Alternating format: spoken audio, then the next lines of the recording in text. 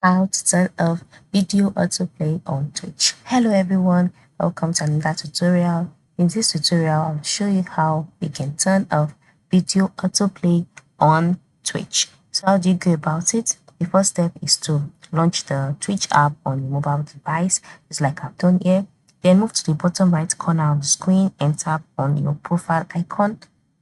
On the profiles page, ensure you select account settings, and on the account settings page, select security and privacy. Right, so on this page, go back and select privacy and preferences, all right, which is located under account.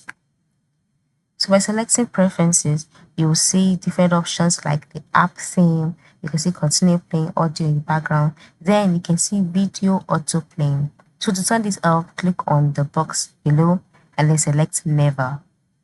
This way, videos will no longer autoplay without you having to play them first. So this is basically it. You can see how simple it is. This is how you can stop video autoplay on Twitch. As you can see now, the videos are no longer autoplaying. That is very cool. So go ahead to try it out now. Thanks for watching.